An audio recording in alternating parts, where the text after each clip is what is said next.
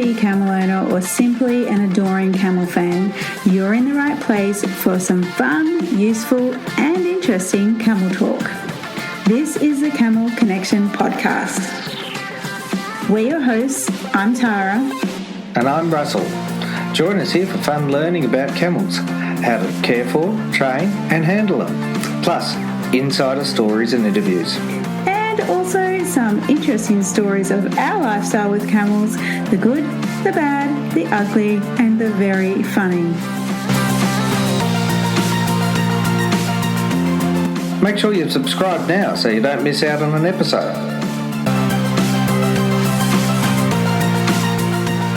Now, some of these podcasts are an audio take of our video, so be sure to check those out on our blog for lots of how-to visuals and, of course, lots of camels. This is your one and only go-to podcast, all about camels.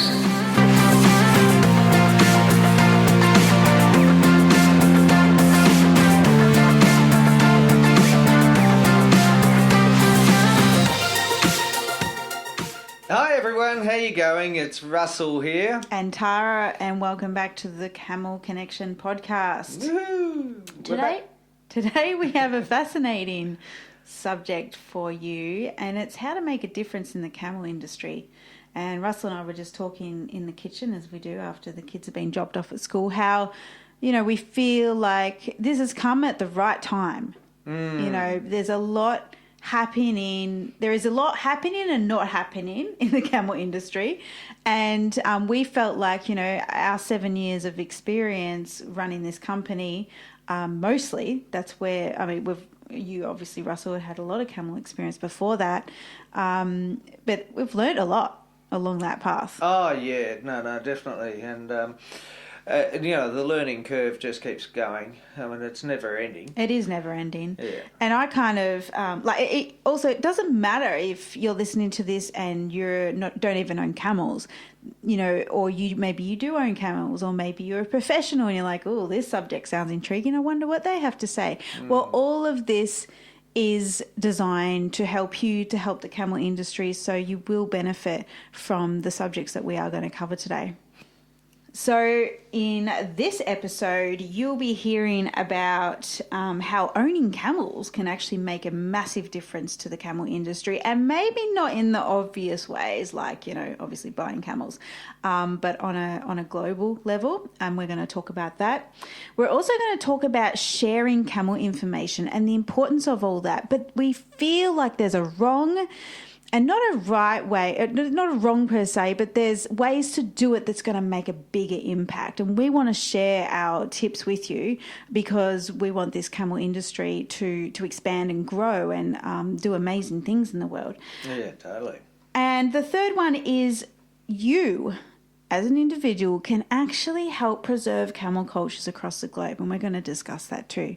So there's going to be so many interesting points in these three main subject points or dot points. So stay tuned for all those things. And what did you want to say about the industry? Oh, well, when you talk about camels and the camel industry, globally, there's so many different aspects to it. There's so many different ways of looking at it. Like in many of the camel cultures around the world, they're still doing a very traditional type of camel husbandry, if you like, of hand milking and supplying their family and their village with milk products or fur or something like hair, camel hair products, whatever. And then there's places like the UAE where it's very much automated. I would say they have an industry. In a global sense, in the modern world, yes. Well, I feel like more of the camel, let's exclude the UAE for just a moment. I feel like we more in other countries, especially like Australia, we have more communities than industry. But the industry is trying to grow and expand, and people are doing things towards that, like having dairies and running camel businesses and things like that. So I would say that at the moment it's community, and you have your different, bubbles of communities that, associate with each other more so than others. Yeah.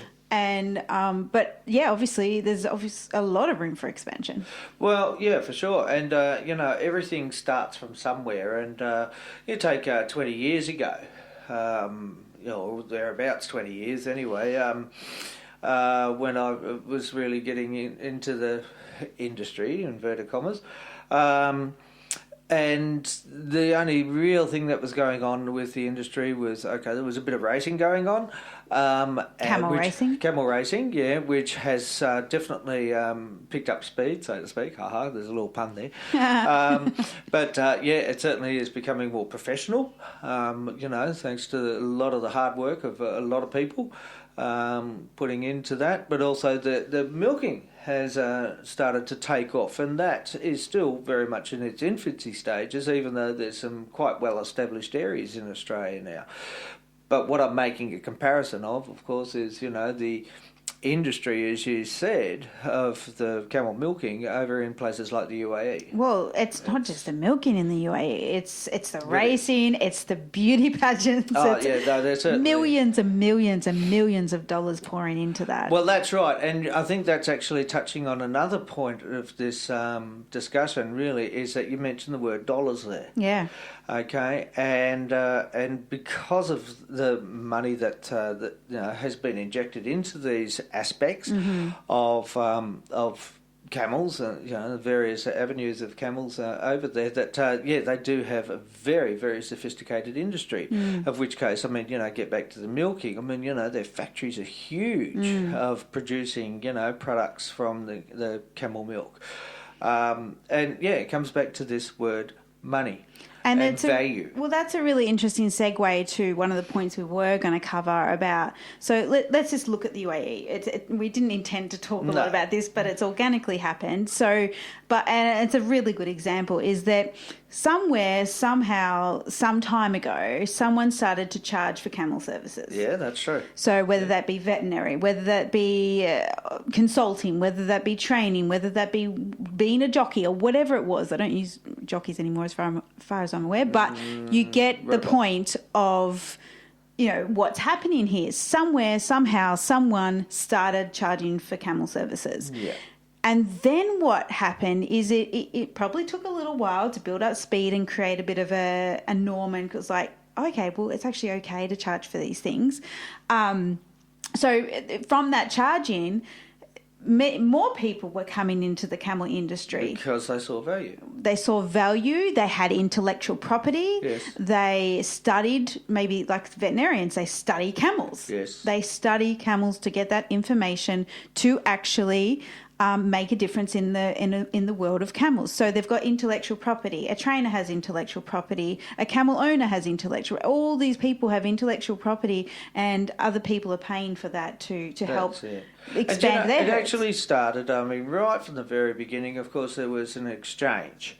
Yes. Someone saw someone else had a camel. The other person wanted an exchange for that camel, baby camel, whatever it might be, so that it could be bought and sold. And money is the biggest exchange in the world. Well, that's it. And that's all it is. It's only an exchange. You can't live life without it these days. No, you can't live without it. And it is just an exchange. But an interesting thing to note about the UAE is they've created their whole own economy. Like, we have our global economy, right? But then what is that global economy made of? It is made up of all these individual economies. You got your microeconomies, exactly. So this camel economy, there's this thing in UAE called the camel economy, and that has supported the wider economy and the wider community. Yeah. So we'll go into a bit later about how that can actually affect us in countries like Australia, the US, and every other country besides the UAE, really. Because it's an important point. All right. So look, even here in Australia, let's make a comparison. Okay. Now, when the pioneers came out, yes, they had horses, and of course they had the exchange of money, or in the very early days, our very first currency. Now, this is something that some people might not know. Our very first currency was not money. Do you know that? Yeah. It was rum. Yeah, I was going to say it's alcohol. Yeah, it was rum. That's Anyway, a story in itself. That's a little bit of a sideline there. So they made the exchange. If someone wanted a horse, someone else had a horse, and they made that exchange. Okay. It's no wonder we're alcoholics. Well, speak for yourself. I don't like drink they anymore, normalise it anyway. That's a whole other topic. Yeah, but that's right. But have a look at the horse industry today. Okay, now it has developed over the period of time because people basically, I call the words intestinal fortitude, meaning guts. They had the guts to go out there and say, well, look, okay, I've got good horse skills, I've learned a lot, etc., so therefore I'm going to... I know how to make horse equipment, or I know how to shoe a horse, or I know how to whatevers. Yeah. So I'm going to go ahead and charge for my services because it's my time and my skills and my things that I've learnt over the period of time. No one's born with this, but they are learnt, and it takes time and perhaps money as well to get to that point. So look at the horse industry now. The purposes of the horse industry. I mean, a lot of people own horses. Oh, it's $1 billion industry. Absolutely. Like, all you have to do is walk into a horse store and go, what do they even use this stuff for? People just spend thousands and like an individual spend thousands, and I've got family that I'm just like, why do you spend so much money on your horses? So there's the pleasure for people to have their horses in their paddocks and to care for them occasionally ride them maybe, or just pat them, or have them as paddock ornaments. And what's really interesting? Nobody questions that about the horse industry. They don't. No, they don't look at horse shops and go, well, why would you want one of those? Yeah, that's right. They don't look at horse trainers and go, well, why would you want to pay for someone to help you? But in the camel industry, and I'm going to be blunt and say this, it happens all the damn time. Don't pay for that. Learn it all the hard way, or get the information for free off try and get it for free off Google. Well, yeah. So it really is kind of like, well, we're not helping the camel industry by by refusing the exchange of services. And obviously this is not just to go, hey, come and buy from us. This is actually, we're talking about how to make an impact. Developing an industry. Actually developing it. Go from the community, convert the community into an industry, and obviously still have your communities in the industry as well. Yeah. So, exactly. So, like I said, there's pleasure, there's racing. I mean, look at the money in racing. Are you talking about what again? Horses. Yeah. Okay. And then competition and tourism as well. Now, all of this, I mean, you've got all your products that people make. So there's actually people that might not even own a horse but make products. Yes. And then there's employment that the industry takes into account. There's so many thousands of people actually employed in dealing with horses. Or indirectly employed. Oh, not even horses. There's dogs, there's cats, there's birds and fish, right. And there's reptiles. The camel scene in various places around the world is very much concentrated on this. Yeah. And recognised as an economy, valuable as a major animal. economy. But, it is developing in countries like ours.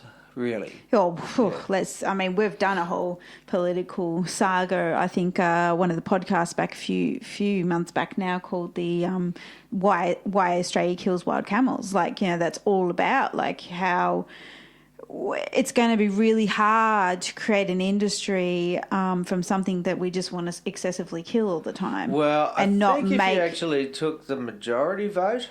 If we actually had a referendum and took a majority vote, most people would say, let's develop that industry. Most people don't even know we have wild camels in Australia. Obviously most of you guys listening here know that we have wild camels in Australia. And if you don't, you now do.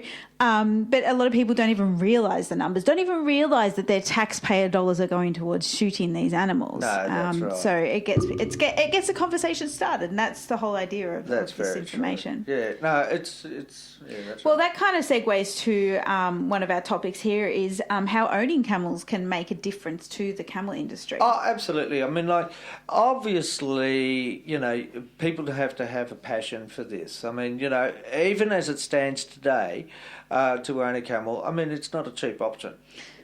No, but not there's a also cheap those people that have camels and co-house them with cattle. So they're Yes. actually maybe not be so passionate about camels, but realise that they do have a use. They've got a purpose. They've got a purpose. Oh, that's a good point. But I think the really important thing to be aware of with owning camels is there's one thing to own a camel. You know, think of dogs. There's a lot of people own dogs, but there are a lot of irresponsible dog owners. Well, yeah. And the same with the camels is that people, and it's only because people aren't informed about how that animal thinks, behaves, how it's supposed to be fed, exercised, all of that stuff. So it goes back to that categories. You've got to be prepared to learn about the camel. And how does that help the industry?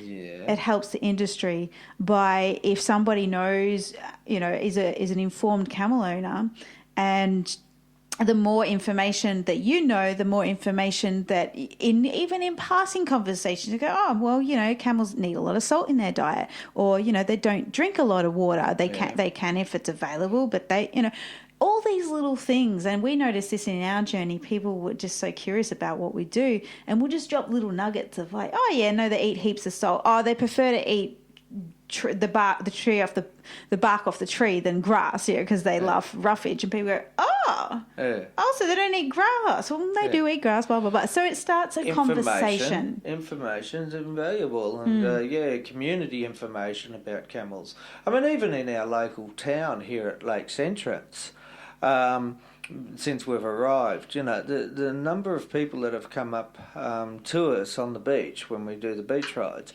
and said, you know, we just love having the camels here to start with, but also, you know, I did not know that, you know, there were a million camels in Australia, or I did not know that. You could own camels. A lot of people don't realise. They think you have to have a zoo license to own camels in Australia. That's right. We don't. Thank God. Yeah. Yes. Otherwise, I'd get a giraffe. I'd have a zebra. So, you know, the community information is really important. I did actually see, getting to social media, I did see a post recently a lady put up of, she went ahead and bought some camel burgers. From Coles. The local supermarket, a big supermarket chain here in Australia. And she was surprised that there was camel meat on the supermarket shelves to start with. Of course, it started with a huge thread. Probably of how cruel and all that sort of stuff. It was more like, oh no, I wouldn't eat that, you know, it's not a cow. To, yes, I'd try that any day. Yeah. It sounds like a great way of, you know, utilising the resource that's out there in the arid zone. So information is really important, and I suppose unless if these things are not available to people, then they're not going to find out. Yeah. So I remember actually when we were doing fair rides, and quite out of the blue, you said, we need some banners that have got information. So we went ahead and bought some of these, you know, pop-up banners that had a whole lot of information. For me, I just didn't want people getting on camels and just going, this is a fun fair ride. I wanted people to start informing people about these incredible animals, which is our day job, really. And what amazed me during that period was the number of people, maybe not came on a short camel ride, but stood and read all that information and then talked to us later on about the camel. And you see that face squeeze and squeal. It was funny. Yeah. But it was good, you know. I mean, we were putting it out there, and that's perhaps something that all camel owners, if you're actually doing stuff out in the public with your camels, that's a good tip. To you know, perhaps get some pop-up banners that actually describe the camel, so that there's more public information. Yeah. That's one way of actually helping people to see that yes, perhaps we are an industry, you know, an industry that where we. You know, we're concerned people for the animal, always focusing on the animal, of course. And that, you know, we do want to share this type of information so that the public is aware of what's, you know, the camel's I think all that about. just being an informed camel owner definitely brings on that care factor. Is like, hey, let me tell you about the camel, or, you know, invite your neighbours over and you have to start explaining things to them, like, you know, your camels have toes and pads, they don't have hooves. A lot of people don't know that camels have very soft feet. They do not have hooves, any hardness except for the little toenails, which is quite cute. You know, just little informations like that, whatever you can share in that. And you know, our job, I think, as camel owners, as in us, and then, you know, the rest of you out there as well, is to continually learn about these amazing animals. If you've invited a camel into your life, in other words, you've purchased one, or, you know, you've inherited one, or whatever, or you're thinking about it, your job is to become informed, and it is going to be a lifelong journey. And it's a true blessing to have camels in your life and just like constantly find out new information all the time. I find that amazing about that personally. So you can make an impact by owning camels, or if you have camels, you're making an impact. So long as, which I know a lot of you here are responsible camel owners, maybe, you know, you've invested into yourself, therefore into your camels, whether that be through training or reading books or whatever it is. Absolutely. You're invested, and that I want to commend you for alone, because many people do not do that. It doesn't matter with camels or any animal. Or anything. Yeah, or themselves. Yeah. Yeah, no, definitely. I mean, you know, the sharing of camel information, I mean, there's two ways of looking at it, and there's a place for everything, okay? Now, hear me out on this. When, you know, say, for example, in what we're doing mainly, and that is in focusing, main focus of our business is training. Yes. Okay, we want to get credible information out there. Training the camel owners, lovers / interested people. So that they're able to train the camels with a systematic approach. Yeah. All right. Yeah, so, you know, there is that business side of things, of which case, you know, for us it's taken many years.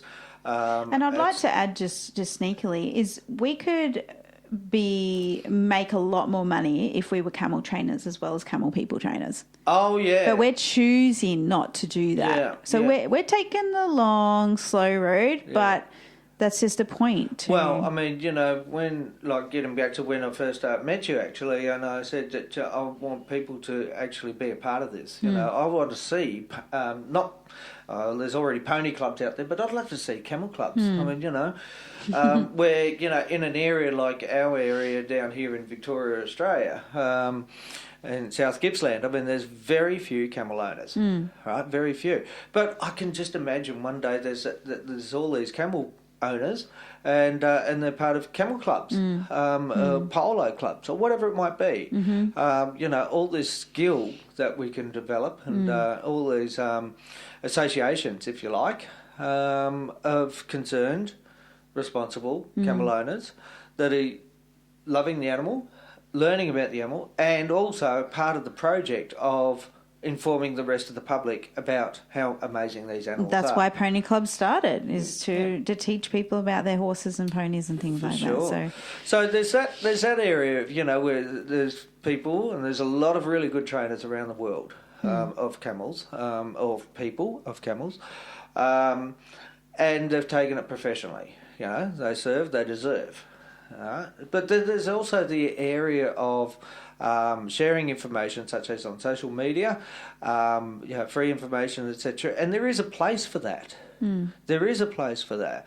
For the person that perhaps might have an interest and is trying to get some information, is building up their herd, you know, or building up their knowledge and skills, but don't have the resources available to them at that particular moment when they're after a certain thing. All right, so there is a place for that as well. I know for a fact that when I was starting, and social media was actually not even really around. I mean, you know. Well, when were you talking? Really wasn't even Facebook, around. If we're talking specific, there's lots of, Facebook was obviously the obvious one most people know, but when that started, it's completely changed its whole structure on how it works now. It was supposed to be a way of connecting with your schoolmates, actually. Yeah.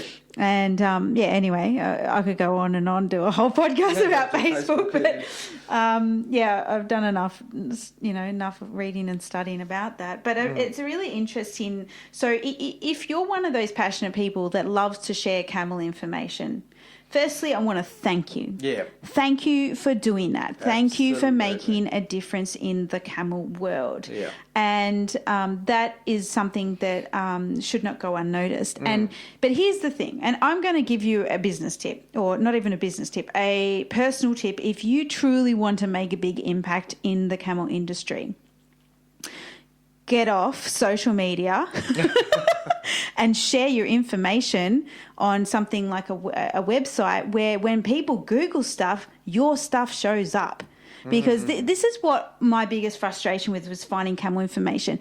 There are a lot of people posting information on platforms like Facebook and Instagram and stuff like that. But guess what? That gets lost after 2 days. You don't see it ever again. And some of the things I've read, I'm like, oh my God, dude, you should totally turn that into a blog post so it shows up on Google and people have that information at hand. Because as far as I'm aware, we're the only people that are consistently blogging every single week about camels and, their training and and their well-being and all that sort of stuff. You're talking about blogging, not posting. Yeah, like actually putting it on a external website so that it shows up in Google. Okay. And we don't want to be the only ones. No. We want you guys to share that amazing information that you've had, whether it be something in camels are up to or what have you.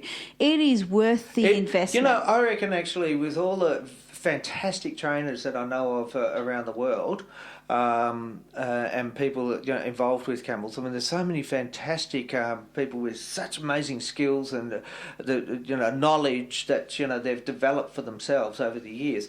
But honestly, if only 5%.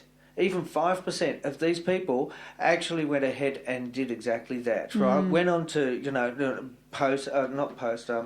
went blog. Google, and blogs and, websites and that sort of stuff and actually put it up there for all time. For everyone to see. For everyone to see. And I mean, this is how I think of it, and this is why you find us more active on our actual website, our blog, rather than social media, especially these days. Like, we went through a whole detox period, which is like, well, what is social media really doing? Is it actually helping? What's it contributing to the wider world? Blah, blah, blah.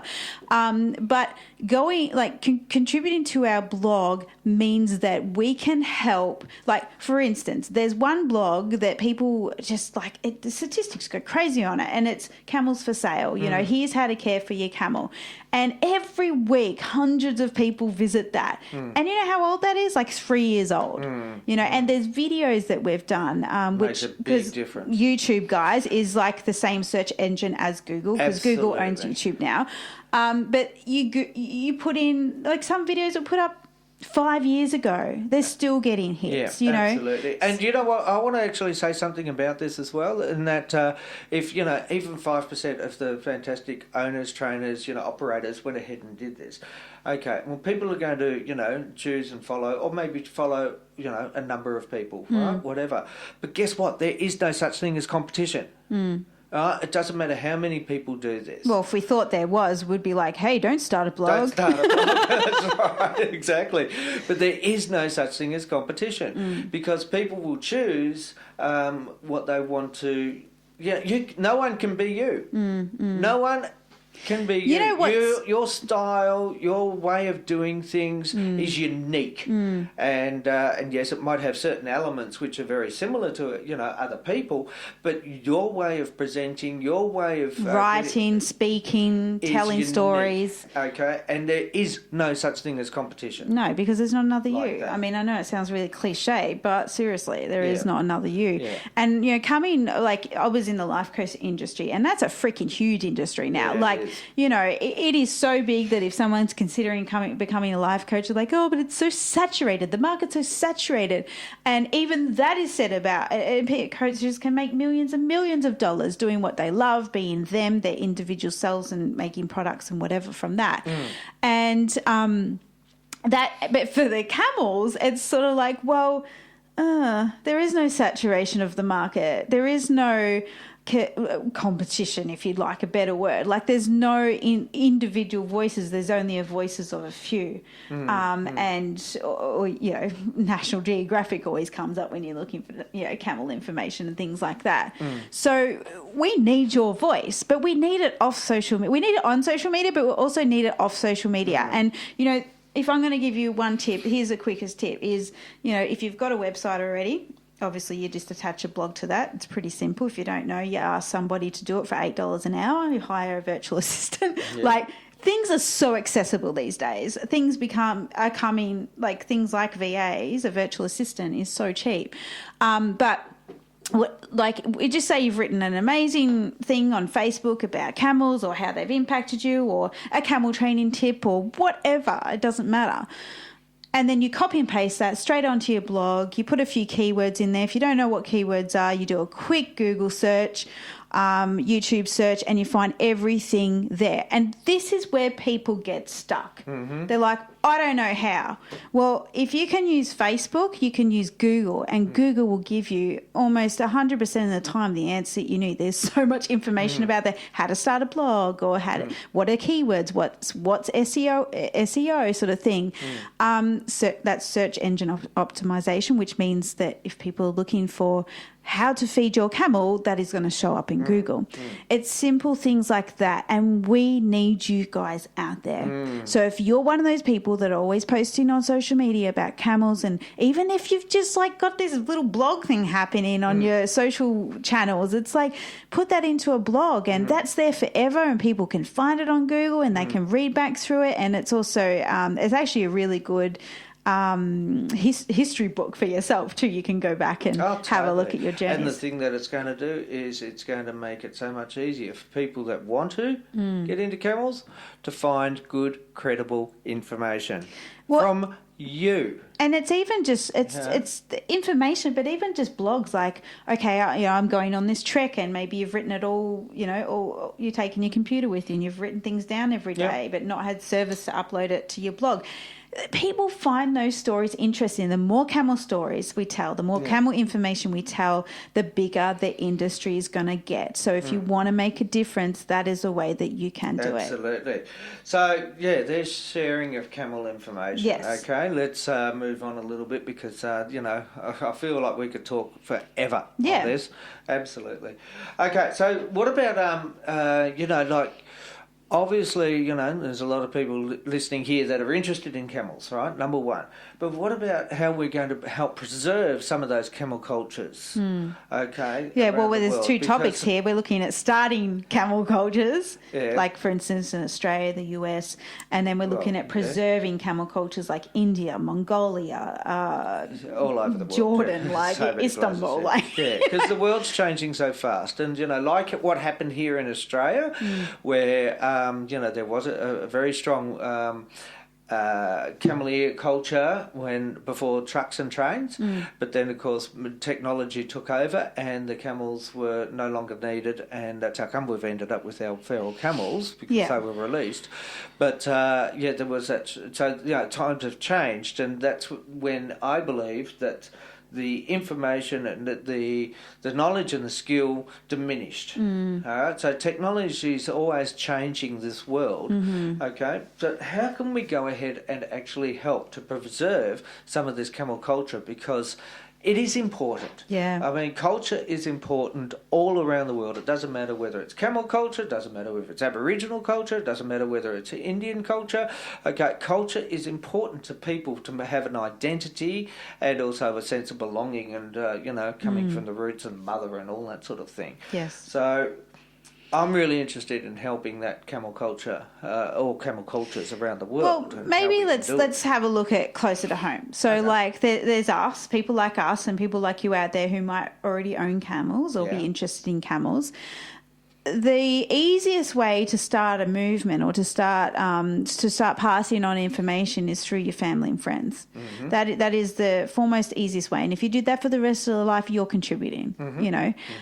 For us, we have 3 children, and we have our 3 children, and then all of you guys out there. Not that you're our children, but you're our listeners. Our camel family that we are expanding our knowledge to, but most importantly is that our children, whether our kids grow up working with camels full time or not, that is not our decision to make, but they will always, we've never forced camels on them, we've never forced to be passionate about them, but our kids are simply passionate about camels because we're passionate about camels. And it wasn't just an evolution thing. It's an organic thing. It just happened. So they will learn as much as they can and pass on that information to their generation. And, you know, our kids have all these interesting conversations with their school friends about camels. Absolutely. So that alone helps, I believe. But I think as we expand into... There are cultures, and I'm talking about India and Mongolia here particularly, the places we travel to with groups to make an impact. Their camel cultures are under threat. Not only their camel cultures, but their camel species in those countries are under threat, which is really scary. Mongolia, the Bactrian camel is the 8th most endangered species on large animal species on the planet. Yeah. That is... just mind-blowing. And these are magnificent, versatile animals. But the reason that, obviously, that they're not being utilised anymore is due to modernisation. Let's get vehicles, which is fair enough. You know, let's do this and let's use acrylics instead of wool. Let's drink cow's milk instead of camel milk. Like all of these things that, you know, maybe have... powdered milk from the supermarket. Yeah, that's right. So, like, this is what's causing this threat to places like India and places like Mongolia. And it's absolutely devastating. Like, to think, like, it gives me just goosebumps thinking about it. And that's exactly why we're so proactive in helping make a difference in these particular countries, because we can't focus on them all. You know, like, there's only 2 of us. I would so love to just travel around the world. Oh, you could do it full time, plus have a staff of 10. Like, oh, wouldn't it be? But, you know, we got other things to do as well. But it is like our most recent experience last year in India, and if you missed that podcast, you can listen back to that. Like, I just think of the people that we met, and I just think they were just beautiful souls. Like, and they have camel skills that we don't have. They have camel knowledge that we don't have. Yet they wanted information from us, and we didn't exchange. We wanted information from them, and they wanted information up. We did a group tour over there. We took people over saying, this is a philanthropic journey. This is based on let's help the camel species stay alive and encourage camel breeding in India, and we're helping other fellow human beings. Absolutely. Because what the particular mission we had over there was help start a micro dairy. Yeah. And camel milk is very, like, people want camel milk and they can almost not keep up with demand, and obviously there's export options and all that sort of stuff. So we end up buying 6 or 7 camels with the help of this amazing group, so thank you if you're listening, that, you know, we basically we had this mission in mind to help fellow human beings, and also to help keep this camel culture alive and keep the camel industry alive. So we came up with a group ideas like, well, let's make it a tour or a holiday, like a mission. You know, yeah, actually, I want to talk about that because I mean, a lot of holiday ideas are based on philanthropic principles nowadays. Are they? Yeah. Well, I haven't seen many. Maybe I'm looking in the wrong places. Well, you do. Sometimes. There's a lot happening. I mean, you know, people go overseas to work in orphanages, for example. There's people that go overseas to build houses. There's people that go overseas and, you know, they mix with the local culture. They go ahead and mix with the people. They work side by side with them. It happens here even in Australia in Aboriginal communities.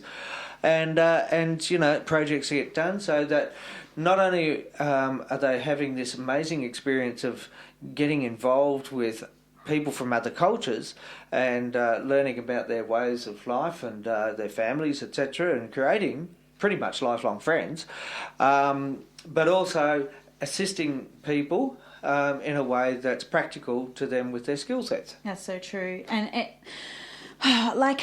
is I think we've been a little bit shy about this actually, and we haven't been forthcoming like our hearts are, like we have the conversations between ourselves, but you know, our true purpose here is to help preserve camel cultures and to keep an industry alive globally. You know, so if that means traveling to India and the way that this is only really possible. So, for instance, you and I could both go over, but that's only you and I making an impact. We only have so much money ourselves that we can spend.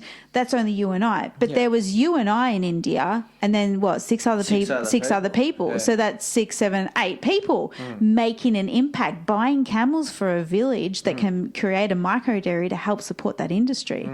And this is where, for us, it's like, well, we have these ideas to do these international journeys. And I think for a while they were focused on, oh, well, let's travel and see camels.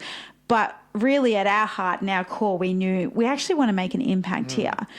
I don't believe that we should just travel somewhere and then leave and our money leaves with us. I don't believe that that should happen. I believe that when we travel somewhere, we leave an impact. And if that means we leave a camel with a family or a herd of camels with a family, we're leaving an impact there, a financial impact, one that they can grow on for their own economy. Well, also the fact that, like the people that came with us, they were students of ours, if you like. I mean, that was part of the package. Yeah. And they learnt our level 1 course of camel handling and management. But what was more amazing was that we also did that with the people from the village. Yeah. And even though they've got camel skills and, there's thousands of years of camel skills, etc. And heritage, But there was a blend of the camel skills and knowledge that went on there. And it was better for everyone. It was amazing. Interestingly enough, so you guys may or may not be aware, but we're planning a trip to Mongolia this September, which is focused around this philanthropic kind of journeys where we're going to be buying camels and gifting them to a family. And so that because nomadic families, they move 2 to 3 times a year, and the way they do that is by camels or vehicles. But remotely where we're going in the Altai, there's very limited access to vehicles and all that sort of stuff. Like, it is more of a authentic nomadic way of living rather than closer to the city. They also want to start a tourism business, if I... Well, so this is the thing. Well, we don't know because we haven't met them. No. But the thing is when we gift camels, is they start to think of opportunities. Yeah. We know that we want to try and buy female camels in our trip. We'll have to see what we can access. But either way, female or male bullocks, for instance, we can make a difference by them using them for wool. Wool's a really big thing in Mongolia. They make the best socks from camel wool. Yeah, they do. Yeah, no, look, I mean, I'm sort of putting myself into other people's shoes here and trying to think of what it would be like where people are coming over because they want to. They want to be a part of a program which actually purchase camels, and you work with them, exchanging cultures, exchanging ideas, exchanging friendships, and at the end of the day, you've ended up with potentially a business, and a business that would be beneficial not only to your family but also to your micro economy. Yes. Around that village. Like we were talking about before. Yeah. This is what we're focusing on, is the microeconomies that we can play a part in. And it's not for our own, for our own, hey, look at us, look what we're doing. No. It is simply for our passion for camels. And if you are one of those people that are simply passionate about camels or animals or human beings or all the way, like, if this is really speaking to you, we can give you some more information towards the end of this about how you can look at the information and hopefully apply for it, because we are looking for a particular kind of people. This is not a tourism journey. Like, we are not going to see all the sites. We are purely there. The sites are going to be within. The sites are going to happen, but like, this is what we've found with a lot of our journeys, is they're always better than what we've planned, because I think if you go into a country with an open heart and an open mind, and you're going to make an impact on somebody's life and on a camel's life, it's like that opens you up for a whole world of amazing other possibilities that happens within that trip and even after the trip as well. So that alone is just, it's worth its weight in gold. No. So how our trips work. So we're talking about how to help preserve camel cultures across the globe. Like, this is the way that we know how to help on a sustainable way. In fact, we can go back to the countries and do that same sort of similar system over and over again. Our trips are never the same, but we do have a foundation that we work off. And one thing that we're really strong on is not changing the cultures that we go to. God, yes. Hallelujah. That is not our job. No. I mean, goodness me. Our job's to preserve it. Well, our job to is help preserve it. to assist, people to be able to preserve their own cultures. We're not into changing the world to our way of thinking or anything else about it. We're not narcissistic. but certainly assisting. I think that's assisting their way of preserving their own cultures, or developing businesses and incomes and that sort of stuff. It's a hand up, not a hand out. Yeah, that's right. Exactly. And it just reminds me of this saying I learned many, many years ago. I must have been in maybe high school, and it's if you give a man a fish, you feed him for a day. If you teach a man to fish, you feed him for a lifetime. And for some reason, that had just instilled in me, and it's like that shaped everything that I'd done from there forward, and how I trained horses and how I gave information. It's like I would rather not train your horse. I'd rather train you and how to train your horse and connect with your horse. And it's the same with camels. Obviously, I'm talking about my very first job. So it's sustainable for you and the animal, and it's a big one beautiful cycle. So really, the benefits of such a journey. This is to get it to Tic Tacs. Okay, the benefits is that if people want to go through our level 1 course. This is a great way of doing it because we're doing it in an exotic location. You're assisting a village or a family, or both, for that matter, and the microeconomy. Well, the village is the same as the family. Yeah. So assisting there for them to be able to, have options in life. Of actually owning some camels as well for their own businesses, or just simply in the Mongolian coast. I might just have the camels just to move from place to place, being nomadic, with relative ease compared to however they're doing it at the moment. The third thing is creating friendships within ourselves. To be able to do that. To be able to exchange cultures is one of the most incredible, heartwarming things you could ever do. And I must admit, those photos of those mountains. Yeah. It's so yummy. It gives you goosebumps just thinking of it.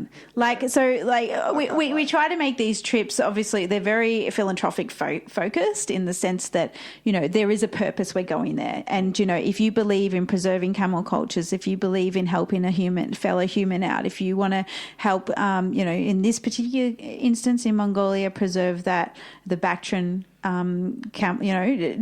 we're trying to help them from stopping and becoming extinct. Basically, we'll do our small bit. Yeah, it's not, there's the Wild Camel Corporation that are doing I think that's what they're called, but they're doing a breeding program. Well, we're not in a position to do that, but we can do this. And it's about exchanging that information with the local people and enjoying their company, and then them enjoying us, so that Learning so much. The best education you can ever get is travel. That's so true. It is so overwhelming. Travellers know that. Travellers definitely. There's a very big difference. Travellers and a traveller. There are a very big difference. Yeah.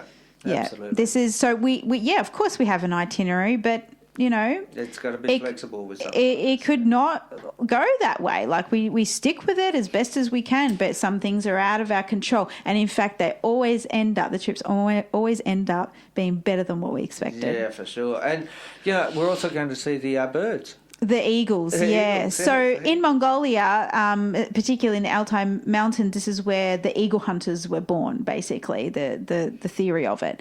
So they train eagles to hunt, it used to be for food and all sort of stuff. Nowadays, I think it's more competition, but there are very few people still doing that. So obviously we're doing our part with, supporting, that festival. That's something I've always wanted to see. Up close is massive. Oh, it gives me chills just thinking about it. I get chills, friggin' eagles flying over the top of me. So, incredibly smart birds. This is about like, rather than just going to a 5-4-star hotel and just doing the sightseeing things, we're actually going in and we're going to live with these people. And I believe that's the best way you expand your mind. And it's almost a spiritual journey in a sense that you live with these people. You get a feel on how privileged you are. And yet you also get a feel on, oh, well, maybe I could simplify my life better. How privileged these people are. Yeah, that's what I mean. Oh my God, like their lives are amazing. And it just gives you a whole life view of everything. And we know that you know how we're feeling if you're a traveller, or you've, if you don't, then maybe this is your opportunity to grab this. So we go over there, we meet up with everyone from around the world who are joining us.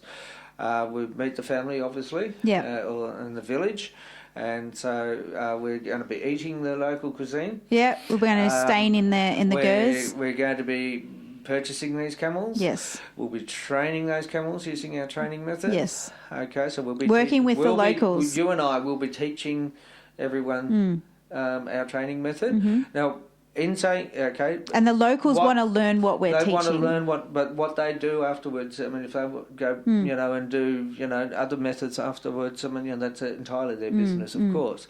So then we're walking the camels. Yeah, we're walking the camels to this Golden Eagle Festival. Okay, so we're training the camels, then we're walking the camels. How far is that? It's about 70 k's, but we do have an option of a backup vehicle, so people, if they don't want to walk that far, they can walk bits of it. So we're learning the skills of leading the camels and walking the camels and trekking. Yes, absolutely. Through amazing scenery that will blow your mind. Can't wait. And then getting to the Eagle Festival, partaking in the activities there, meeting the eagle hunters. Yes. And then that is pretty much the Mongolian experience. It is. And fly back it is not your ordinary Mongolian experience. This is out of control. It is. I mean, out of control. Yeah, there's nothing else like that out there, and I can say that confidently. I've done all the Google searching, so this is completely unique. We don't know if we'll be doing it again, the same, or whether anything can happen in between now and the next time we might want to go. So it really is a once-in-a-lifetime opportunity. When I started in the camel journey, nearly 20 odd years ago, or whatever it was now, I'd never for the life of me thought that, I'd be doing something along these lines. I never thought that I'd go to India like we did. I never thought that, we went to Thailand, some years back as well, and, all these other places around Australia and around the world. And I suppose if you're listening to this now, and you're getting involved with camels for the first time, or you're thinking about it, or you own camels and you listen to our podcast regularly, or maybe this is your first time, you don't know where your journey's going to lead. It's always to the most unexpected really places. Know where your journey's. It's exciting. It's very exciting. And a lot of people start that way. They'll come on an international journey, or they'll start at one of our courses, and then they go, oh, that international philanthropic journey, which we're calling our compassionate camel journeys now. Yeah. Sounds amazing. So you just never know, guys. Yeah. So if you want to find out more about our Mongolia trip, you can head over to our website, camelconnection.com/Mongolia. And have a look at all the information, absorb it, feel into it, feel if this is the right thing for you. Obviously, there is a monetary investment you have to make, because we have to cover our costs. We have to buy the camels. We have to get you from the city to the Altai Mountains. There's all those things that we've factored in for you, but it is all inclusive except for your international flight. So it really is when you look at it, it's quite an impactful holiday, because you're going to leave and you're going to leave something behind that can be utilised in a microeconomy. Benefit people. If you are more interested in taking your camel journey further in the sense of more information, we've got lots of free giveaways over at our website, camelconnection.com. We've got a Introduction to Camels ebook. We've got a free camel training webinar. There's lots of things that you can start your journey with or get that information. So thank you so much for listening to this episode. We've covered so much in this one. Yeah, it was a big one. Huge. Yeah, there's a lot. I don't feel like it was heavy per se, but there was a lot of information to process. So if you might need to listen to it again. Yeah, or if you're driving and you just like, that was just such a great pastime sort of thing, or maybe you're cleaning out the barn. If you enjoyed this podcast, share it with someone. Yeah, and leave a review on iTunes or wherever you're listening to this. And if you've got ideas for a podcast. Yeah, well, we do have a camel question section on our website. So you can head over to our website, camelconnection.com, click on the camel question box, and you can even request an interview with us if you have an interesting story, ask a camel question or suggest a camel topic. Excellent. Awesome. Thanks for listening, guys. Great, guys. We'll catch you on the next one. Have a good one. Bye. Hey there, we're looking for 8 adventurous people to join us as a team in the Mongolian Altai Mountains, home of the famous eagle hunters. In September of 2019, we'll be buying, training and gifting 8 Bactrian camels to a local nomadic family, and we're inviting you to be part of this unique experience. When we travel international, we like to get a taste of what it's really like to live like the locals. For our trip to Mongolia this year, this means living with a nomadic family, far away from cities, sleeping in traditional Mongolian gers, learning local customs, bonding and sharing our cultures. Our 2019 Mongolian Camel Journey is for the open-hearted and minded individuals who are willing to be flexible and to expect the unexpected. We'll be spending 5 days training at 8 Bactrian camels using our Camel Connection trust-based camel training in preparation for our camel trek to a local camel and eagle festival, and of course their new home with a nomadic family. We're looking for adventurous camel lovers, people willing to work in a team and be flexible, and of course willing to have the time of their lives. Trips like this will open your heart and mind and leave lasting impressions which you just cannot find anywhere else. To find out more about our 2019 Mongolian Camel Journey and to apply before applications close, visit camelconnection.com/Mongolia.